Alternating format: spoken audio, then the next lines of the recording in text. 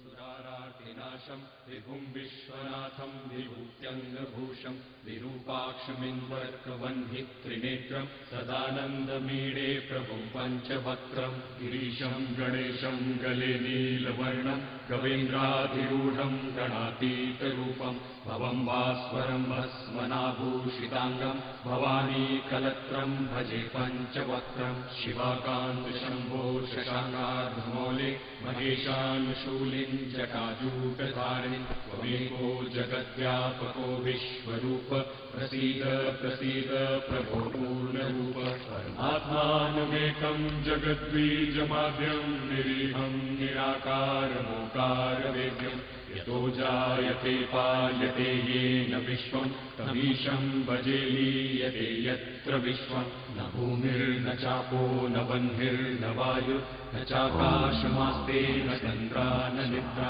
न ग्रीष्मो न शीतम् न देशो न वेशो न यस्यास्ति मूर्तिस्त्रिमूर्ति प्रमीळे अजम् शाश्वतम् कारणम् कारणानाम् शिवम् केवलम् भासकम् भासकानाम् तुरीयम् तमः पारमात्यन्तहीनम् प्रपद्ये परम् पावनम् द्वैतहीनम् नमस्ते नमस्ते विभो विश्वमूर्ते नमस्ते नमस्ते चिदानन्दमूर्ते नमस्ते नमस्ते तपोयोगगम्य नमस्ते नमस्ते श्रुतिज्ञानगम्य प्रभो शूलपाणे विभो विश्वनाथ महादेव शम्भो महेश त्रिनेत्र शिवाकान्त शान्त स्मरारे पुरारे वरन्यो वैन्यो न मान्यो न गण्यः शम्भो महेश करुणमय शूलपाणे गौरीपते पशुपते पशुपाशनाशि काशीपते करुणया जगदे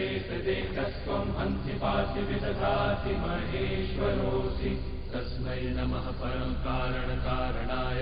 दीप्तोज्ज्वलज्वलितपिङ्गललोचनाय नागेन्द्रहारकृतकुण्डलभूषणाय ब्रह्मेन्द्र विष्णु वरदाय नमः शिवाय श्रीमत्प्रसन्न शशिपन्नगभूषणाय शैलेन्द्रजापदनचुम्बितलोचनाय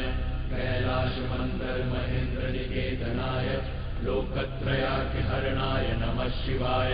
पद्मावतातमणिकुण्डलगोवृषाय कृष्णागरुप्रचुरचन्दनचर्चिताय भस्मानुशक्तविकटोत्पलमल्लिकाय नीलाब्जकण्ठसदृशाय नमः शिवाय लम्बतसपिङ्गलजटामुकुटोत्कटाय दंष्ट्राकरालविकटोत्कटभैरवाय व्याघ्राजिनाम्बरधराय मनोहराय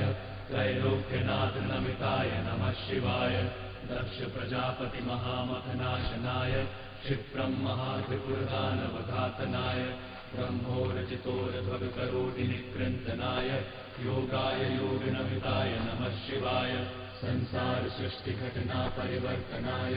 रक्षः पिशाचगणसिद्धसमाकुलाय